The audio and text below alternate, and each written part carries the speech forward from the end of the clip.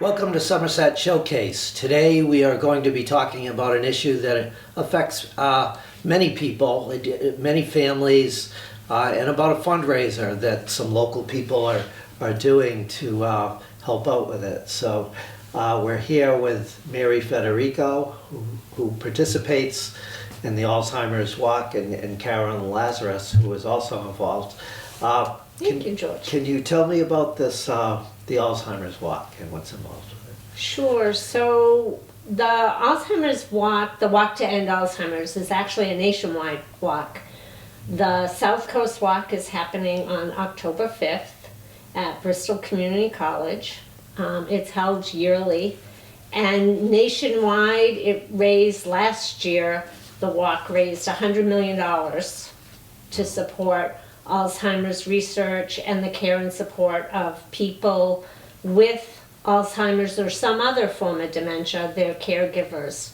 Here in the South Coast, we raised a little over $120,000, and this year we're looking for about $133,000. It's the largest fundraiser single fundraiser for the Alzheimer's Association. So it's very important. So what is the date and the place where it's going to happen? October 5th at Bristol Community College. You can register online at alz.org/walk and find your walk by the zip code. Registration starts, I think, 8:30. And there is a promise garden, which Mary can talk about because she has the t-shirt. And then the official walk starts at 10, but people definitely, if you need to, maybe walk a little earlier, you can do that. It's a really easy route, and it's mapped out really well. And it's a really very moving day for anybody who has been touched by Alzheimer's or another form of dementia. And honestly, there's almost nobody who hasn't been touched in some way. Well, then I think segues well into talking to Mary and her connection to it. Well, I'll talk a little bit about the Promise Garden. It's they have 5 different color flowers, and a purple flower would represent somebody that has passed from Alzheimer's. And then there's different colors for if you're a caretaker of somebody with Alzheimer's, to a color for people that are having, issues with memory loss, Alzheimer's themselves. And they have a white flower to represent the first person that is cured from Alzheimer's. So that white flower is always there to represent that. That's our hope for the future. Basically, I could say this year, along with the Promise Garden, every year they have people come up on the stage to represent those different areas. So this year I will say that I actually have my sister, Dorothy, who, I don't know if it's a tiny picture, but this is Dorothy, who is now dealing with being in a memory care facility for the past 6 months. And so she will be representing the person with Alzheimer's at the ceremony. So they'll give a little bit of her story, and she'll come up on stage. So the same thing, they'll give a story about somebody that has passed, and a representative will come up on the stage. So it's very, where Carolyn said how moving it is. To me, that's like the point where you really, like, you hear, and I think that stories is what gets people to really understand what Alzheimer's is, because it's so varied. Yeah, and when you're there and you see all these teams come up, and it's, Bumpa's team, and this in memory of this person, and in honor of this person, and it's whole families who sign up and register and walk. And many of them walk year after year after year, because it is such a prevalent condition. Dementia, or Alzheimer's is a form of dementia, and I always look at it too as a way of, trying to take care of myself for the future, because if we get the research and we find the treatments and we find a cure, maybe it'll help me someday. So Can you tell me a little bit about the Alzheimer's Association and what they do? So I always say that I think one of the absolute best things that an Alzheimer's Association has is a 24/7 helpline. And I should know this number by heart, and I don't know if it's on something. It's 800, and now I can't remember it, of course. But anyway, 24/7, 24 hours a day, 7 days a week, there is a clinical level person available to help you. So you might be looking for some information about Alzheimer's. You might be looking for an education program. You could be looking for, you're worried about my wife, but where do I go? How do I get testing? You can call the association. And the one that honestly is nearest and dearest to my heart is it can be 3 a.m. and you're taking care of somebody and you've gone to all these programs and the classes and you've done all kinds of things to how to handle somebody with dementia and nothing worked today. And you're hanging by your fingernails and it's 3 a.m. The person you're caring for is sound asleep and you don't know where to go, but there's somebody there and sometimes that's all you need. So the association supports that. It supports free education programs. So the association offers education programs along with the materials throughout the nation. There's pockets in every, there's associations. The New Hampshire Mass Association covers Massachusetts in our area. And it also, though, is the largest funder of research in the world. And that's where we're gonna have our treatment and our cure is through research. And right now it's an incredibly exciting time, which is why this is even more important because there's actually treatments now. There are 2 drugs that are available for people at the early stage with Alzheimer's that have been shown in clinical trials to slow the progression. That's the first time we've had that. It's amazing. You were just talking about caregivers, and I mean, there's probably almost as much impact on the caregiver as there is on the person. Can you tell me a little bit about that? And I know there's support groups out there to help those people. There's one in Somerset. I gotta get that in. We have one in Somerset for any caregiver. It's not just someone who's caring for someone with dementia, but the second and fourth Monday of every month from 1 to 2:30. But support groups are critical for somebody. It's the hardest thing you'll ever do is to care for somebody. You're constantly really ongoing grieving because the person who was there before that you've known all your life, or you know, whether it be a parent or a sibling or a spouse, they're not that person anymore. They don't respond the same way, and you're now faced with doing everything for them. And you find that, throughout the whole process, like I said, my sister's currently in a memory care unit, but the grieving and the support you need to give the person doesn't stop. I went away for the 3-day weekend and was called from the place to let me know my sister actually now has COVID. Then another time I'm away and they're calling me to say, oh, we need to figure out what's going on with this medication, or tomorrow I need to take her for her next stress test. So it's like it's ongoing, and that's why I know I need to go to the support group. I just haven't gotten myself there. It's because you don't realize unless you're in it how much it weighs on you every day, all day, because you don't know when that next phone call is going to come in, or when, if the person is home, how are they going to be reacting to something that happens, and so it's very very needed to have that support, and that's why to me the Walk to End Alzheimer's is that day every year that you feel that support because everybody there Has has experienced it Yeah. and understands. Yeah. You were just talking about the medications they're coming out with to slow the development of it down. How long how does that progression go as far as? It's way too early because both of them have. So I always remember this, a year ago in July, I was preparing to do a presentation for a group. And the presentation talked about medications. And I thought, well, let me look to see, how current this is. And I went online. And that day, last July, Leqembi was approved. So what by the FDA, with no restrictions on, and Medicare pays for Leqembi and all of that.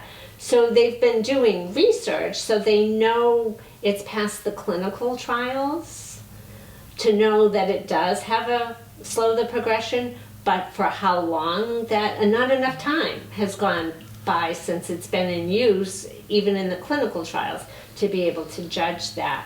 But when I started working in this field in 2011 for Bristol Elders, at that time, so that's 13 years ago, almost 14, at that time, the only way to tell if a person had Alzheimer's was after they were dead, if they autopsied the brain. There was no treatment. There were a few medications that might help with some of the behaviors.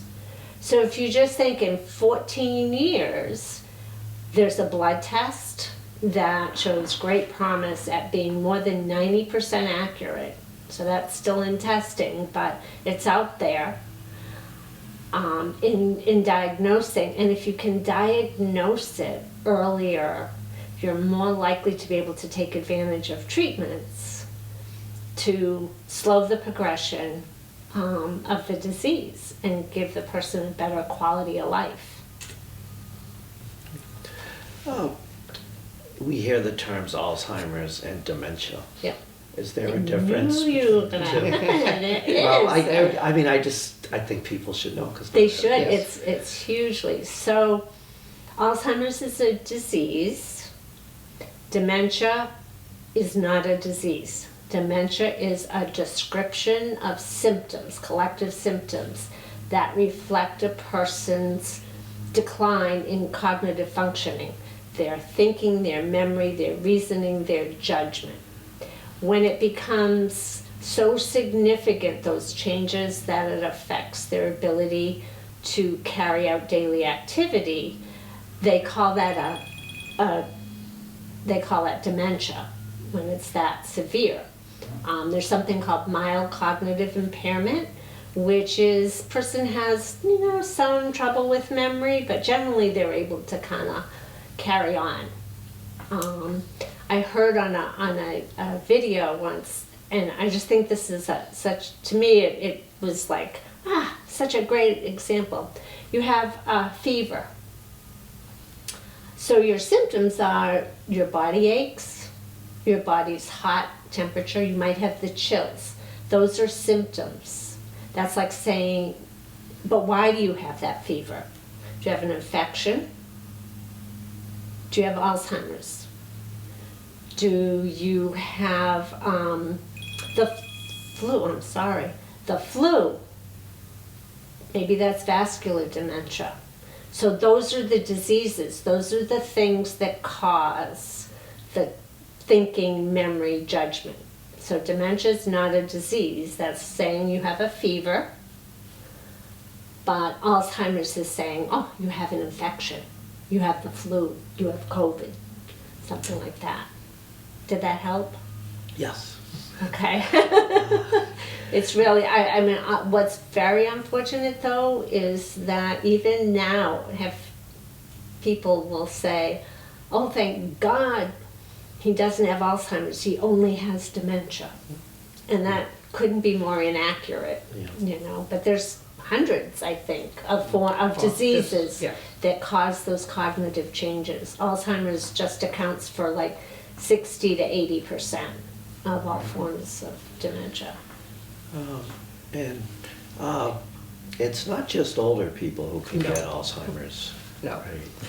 Both, 'Cause I think two people of usually the- associate it with Yes. older people. both my brother-in-law, this is a rendition my niece made of his picture. She's an artist. He passed away right before we hit COVID in 2020 from early onset Alzheimer's. So his wife, my sister, is a neurologist. And the field she works in has been dementia, was Yeah. all the reasons, the cases. So she had to see her own husband go through all the processes of what she'd learned in school.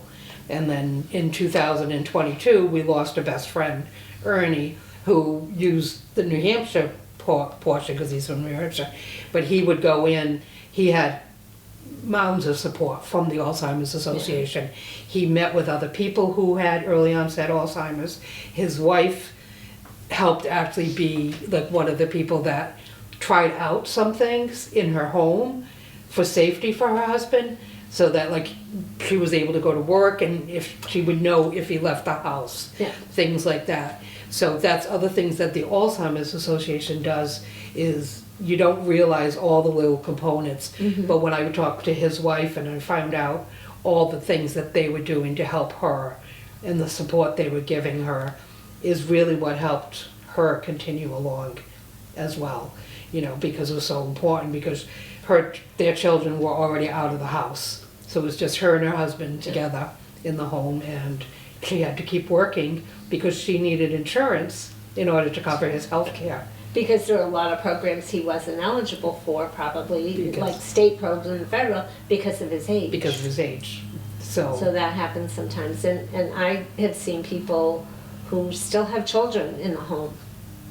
And one of the individuals, oftentimes it seems to be the man, but Yeah. there's nothing. And they have kids who are in high school. And, how I can't even ever fathom how you handle that. Is this disease hereditary?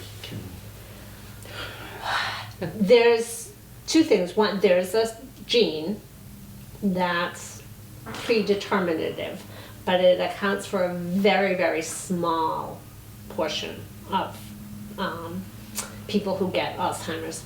There are, though, families in which the risk of developing it is more prevalent. So if you do have siblings, parents, it increases your risk. Doesn't mean you're going to get it, develop a disease. And this is another area that there's tons of research on, but there's all these healthy lifestyle changes we can make that can reduce our risk. We were talking before about sleeping. Sleeping is huge.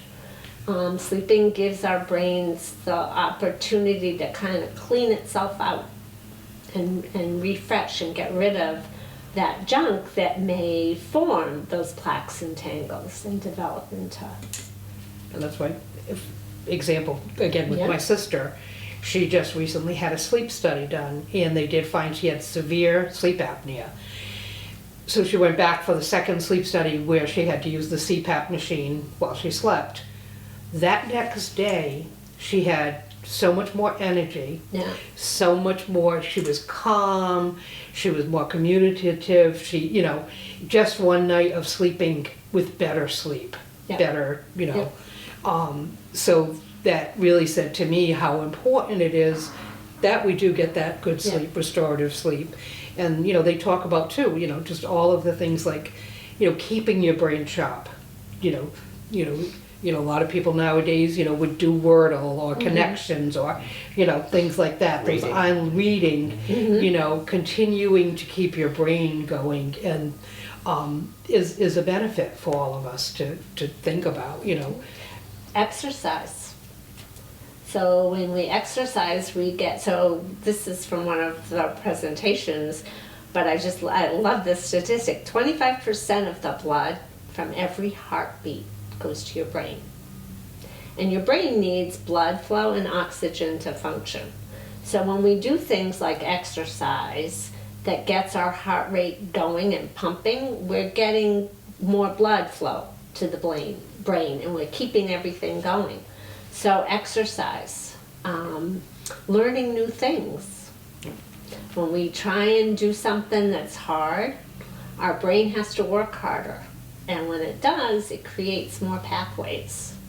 And when it creates those pathways, if some pathways get damaged, then there's another pathway. So they're all things that can help. The other thing, and this is a plug for the Council on Aging, for both the exercise but also social engagement. Yes. We are social people. We used to gather around the campfire, right? Together. It goes all the way back. And there are lots of studies now that show what a critical piece social engagement is to keeping our brains healthy. And you think about a lot of, now talking about, well, the elderly people, but you think a lot of elderly people who, they live alone, they're not going out, they're not having visitors much. So that social piece, that's why it's so important we work on that as well for everybody, you know. The COA has so many good activities. Oh, they have wonderful things. It really is such a fun place these days, and lots of different things, you know. So it's way more than bingo. Yeah. Bingo's great, But don't know anybody telling beating me up over bingo. Bingo's great, but everybody likes different things. Yeah, they have musical programs. Yeah, And the drumming. mahjong. Yeah, I have learned and been playing mahjong, and they have that drums Oh. alive. that's awesome. That's and there are exercise classes, and it's kind of the full range from easy, the osteo class, to pickleball. Pickleball's becoming huge. It is. What are the most difficult effects of Alzheimer's that people have to deal with? What would you say? I think to me part of it is just the slow loss of the person you love. Watching that happen is very difficult, and it's very, very difficult for the person because they're dealing with wondering, what's happening? Is it just that, my sister would say, I was never good with directions. Yeah. So therefore, because I can't remember directions, that's what I was. So it's helping that person to understand, yes, you were, but now, you weren't able to walk down the hallway and find your room versus driving in your car. Now we have GPS for all that. No, we do. But Yes. for somebody at a certain stage of a form of dementia, they wouldn't be able to follow those GPS directions, I mean, and we have all seen the tragic stories on the news about people with a cognitive loss getting lost and then being found dead. There was the person in Plymouth, which was just heartbreaking.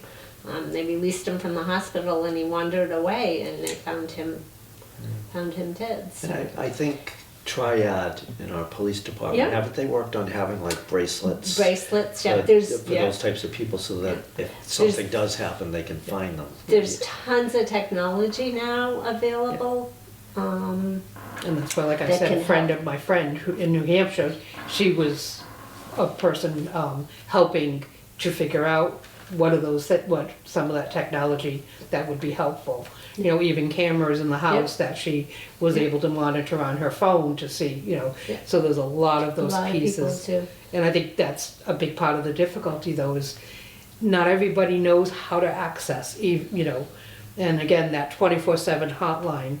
I think is vital. I have not used it, which I keep, again, something, I think sometimes you get so caught up in everything you're doing that you don't even access the things are available. But I have heard from many people who have said, I called at 2 a.m. just because I was just so unsure of myself of what to do. And there was a voice, a person that I could talk to. I didn't have to leave a message. I didn't have to, and they help you in directions of Do I need help with finding placement for my loved one? Do I need help with finding someone to come in my home? Do I need help with socialization for my loved one? Because I'm working and, I want somebody just, my friend Ernie, he had somebody that would take him bowling once a week because he was an active guy, he went golfing, so initially all of that stuff really helped, and that came through the organization that gave his wife the information of how to do these things. And I think for me it was and I see it a lot with other caregivers too, who say, like, the person doesn't respond the way what you expect. And one of the real hard things often for caregivers is to get to that place of realizing that response that they're getting is not the person, but the disease that's responding. So this unreasonable response, and the caregiver gets angry and upset because why is this is ridiculous. They know they can't go out, or they can't do this, or that, I've told them 9 million times we're not going this weekend. But one of the things with a support group is to get people to try and get to that place of recognizing that it's no longer their person. They're not intentionally responding to them that way. It's the disease that's causing the person.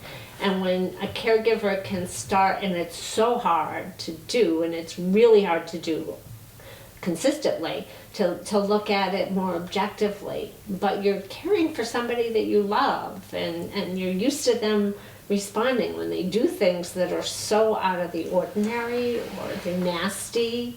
It's very difficult to kind of cope with that. So my mother has had early onset for the past year or so, and one of the things with her is she repeats a lot of things that she said a minute ago. Yep. That's very common. So somebody in a, it's actually in one of the Alzheimer's programs, a caregiver described how what she did in that case was to change her thinking that it isn't, for her mom, this is the first time that she's asked the question. And when she started approaching that way, just in her own mental thought, it made it much easier for her. So she's not asking it again. This is the first time she's asked it. Because she doesn't recall. She's not intentionally. No, of course not. Yeah. So, but if we can change, that's a lot of what we talk about oftentimes is changing our way of looking. Because we're the only ones who can change something, is us. They can't change. They can't change. So back to the walk. Yeah. And I know you do some fundraising. You do different fundraisers yes. to raise money for the walk. Can you tell me about some of them? Well, I tend to, because I like to craft, so I craft different things from, ornaments to whatever. And I was at the Somme in July with a table selling things, and all the proceeds go to the walk. I don't take any, I pay for the table myself, I don't, so everything I make goes to the walk. In a few weeks, on September 7th, I'll be at the Berkeley Council of Aging. They're having a... the craft fair. Fair yeah, there. I saw that yesterday. And so I'll be at that, and then also I just started a raffle that'll go to Alzheimer's, and I just happened to be lucky enough to have a friend who knows somebody that works at Gillette, and I was able to get a Hunter Henry signed picture. That'll go on, and then I just go around to the places in our community, Eau Claire's, Fiesta, Maraffa's, Somerset Creamery, Vita Nutrition, all gave me gift cards to raffle off, and the amazing thing with doing that is it's very hard to go into a place and ask for something that, they don't know me, they don't know if they can trust me that I'm really doing a raffle. But then to hear their stories and for them to say, I'm so glad you're doing this because my mother, I'm so glad you're doing this, I just lost my brother, I'm so glad, that's another part of the whole thing of you're sharing that support in different ways. So it's not only getting money to help with Alzheimer's, with the walk, Yeah. it's letting other people know there are people out there. Because I think And they're not you do alone. feel, yes, you do feel alone. Yeah. You know, I'll feel alone at times, and I know I have all this support. So I think about people that don't understand or don't know where to get the support. It breaks Yep. my Oh, heart. yes. It's one I of mean, those. that is one of the, I always think the saddest things. You've got somebody who's well along in the disease, and you encounter the caregiver for the first time, and they don't know about the association, they don't know about Bristol Elders, they don't know about care. They've been doing it on their own for years. And it's really sad. It's probably one of those diseases that you don't actually think that there are so many people out there that are dealing with this. Yeah. That And it's one of those diseases that for quite Yeah. a long time, with, you know, watching my friend, the different people that I've had in my life, you know, initially, you know, let's go to a restaurant. They could go to a restaurant and anybody at the restaurant would not notice or, you know, get that that person is suffering with Alzheimer's because the person's able to order their own food. They're able to sit there and eat fine. They're able, you know, the waiter or waitress isn't hearing the person say things 3 times in a row, you know, Yeah. where you at the table can hear that and you're like, yeah, we talked about that already, but Yep. you know, but we'll talk about it again, you know, very happily because I'm happy to be out with the person and helping to normalize their life as much as you can throughout the disease as well. And I think there was a real stigma, and it's somewhat still the same, but associated with it because, and again, I can remember back, I don't know, 2011, 2012, this woman's telling me, there's no point in knowing, there's nothing you can do. I don't want anybody to know. It's embarrassing and people just don't want to talk about it. I do think that's changing because there are so many more people. People are much more willing to talk about it. People are looking for help in the home, but they want, you know, they don't necessarily want to go to an agency. They want a nicer, you know, more homey kind of situation. And I always tell them, talk to every single person you know, everywhere. Because I guarantee you that somebody in that, you know, the more people you tell, they will have somebody, or they will know of somebody. Oh, my sister-in-law used this wonderful woman, and I know she's looking for time. And they make that connection and then get that help. But that's why you have to talk about it. And within families, share the responsibility as much as you can.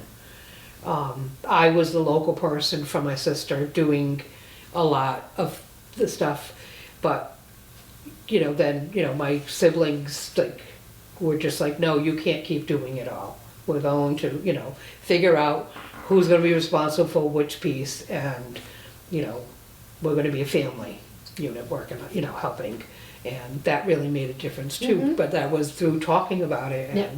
you know, and then each family member has, again, a network that they can ask. Yeah. Do you know who helped with this? Do you know about this? Do you know? You know, Yeah. so it really opens up everything by just talking to people. You know, getting, you know, family, friends involved. You know, there's a lot of people out there you don't even realize, like you Right. said. You know that. Carolyn, you're a grand champion in the Alzheimer's Walk. What does that This is mean? from trying to raise $1,000. Okay. $1,000, so it's different. I haven't gotten there this year. I don't do all the fundraising kind of things that Mary does, and I don't do crafts, unfortunately. I wish I did. I'm going to talk to you. We'll have to after do about a craft that. thing. Yes. So every year the T-shirt. So if you raise or donate, you register for the walk at alz.org/walk. And if you raise $150, you'll get a walk T-shirt. If you raise it time is getting And close to raising that. because but- they do mail them out now. You don't get a t-shirt at the walk anymore. They mail it out about 3 to 4, so you need to have the 150 about a month before. You will get it after the walk, but if you want it for the walk, it needs to be by probably September 5th, roughly. Yeah. But then there are, at each level of fundraising, there are awards and incentives and different kinds of t-shirts like this one, which is really nice t-shirt. The one last year was not as nice as this one, so I wear this one. And purple is the color. Purple is is the the color, color. is the main color. Yeah. Yeah, and then, you know, like you said, different incentives. One of my favorite incentives that I won was a beach towel. It's huge. The round So one? no, Oh. it's rectangular. I got a few Rectangle? years ago. Oh. I love Yeah. it. It's, you know, it's perfect for Yeah. you know, Yeah. all the time. Yep. So that, you know, that's part of like the walk, like all the different walks do is having incentives. But the thing that I like to talk about, remind people, is that you don't have to make it Right. into, you know, like Nope. Alan said, you know, and I'm probably not going to be a grand champion this year, because this year I've had a lot of other things going on and I haven't done as much as usual. I But don't know, I it think a doesn't lot matter. of people will want This- that. yeah, that Hunter Henry, yeah, that's gonna help me He's a a good lot. player. Yes, that's what my son said. I'm like, is he good? You know, yeah, and you said yes, Mom. But it's, And you, I thought this is weird, but I'm gonna leap in here. You don't have to, you can walk and not raise any ways in money. it. Yes, that's what I was, exactly. Yeah. Is that you don't have to We be, just want you to come. yeah, we want the support, we want people to know the support's The out there. awareness. You know, you don't have to, you could be a team of one. Yep, I'm you know. always a team of one, part of a bigger national team, but I'm always, Right. um, So, you know, it's, sometimes you know, I go in and I look and I see these big teams and Yeah. they've done this and, you know, but then I have to say, you know, I'm still doing my part. yep, And that's what all signs, that's what the walk is about, is community and supporting each other, no matter if you're the grand champion or not. And I think that's important to get out there, because a lot of people will say, oh, well, I can't do that because I Right. don't have Right. access to all that. Yeah, you can. You Yeah. can come join us. just come join And us. I mean, with other events for causes like this, there must be a bond between the people that are there when Yeah. you're there. Yeah. Yeah, and that's, you know, we're trying to build that bond more and more as, you know, years go on. So, Okay. And I think I always love to see the kids, yeah. because I think it's so important for kids to kind of understand and to be able to figure out how to interact with somebody Yes. who's got, maybe doesn't answer the way that you expect anymore, but to still see the joy in that relationship. And I think, for me personally, like, again, I think what's happened, because I'm a retired special needs teacher, so working with people with disabilities and differences has helped me to also be able to, you know, when my brother-in-law was not able to speak as much, you know, he was humming and doing things like that, people were like, wow, you know, like, you're able to communicate with him. But I think it also came more naturally to me to be able to understand him and sit with him and talk to him because of my background of what I did. But anybody can really do that, like Carolyn said, is just to sit down and think about what are their likes. You know, my brother-in-law loved the Beatles, so nowadays, again, you just take your phone and you type in Beatles, Yeah, yeah. and I could play the Beatles for him and see him smile. Yeah. And that, to me, if I got a smile one time out of the hour I was visiting him, I went home feeling good, because I know I made his day, Yep. you know, and I know I connected. Music is a big connection Huge. with people, Huge. you know, and that's why, like, you see, you know, like, because if a lot of people are older, so what music do you hear playing if you go into an assisted living is probably Frank Sinatra's or something like that, You know, you know. unfortunately, it's getting closer to the music of the 60s. 60s, yes, it's moving in there, yeah. Yeah, and So some of The 70s. Elvis guy at the COA seems to be pretty popular when he's over there. Yes, he is. Yeah. Yes, he is. So, you know, Yeah. so you try to find the things that the person, and you can bring that person back out again some more because you're connecting. Yes. And that's the big thing, is just working on that, keeping that connection going with the things you know that they've really loved in life. And Thank you for tuning in to Somerset Weekly Wrap Up. Go to the Alzheimer's Walk on October 5th at Bristol Community College. Sign up online and see if you can get some tickets for Mary's raffle to win that Hunter Henry photo. We will see you next time.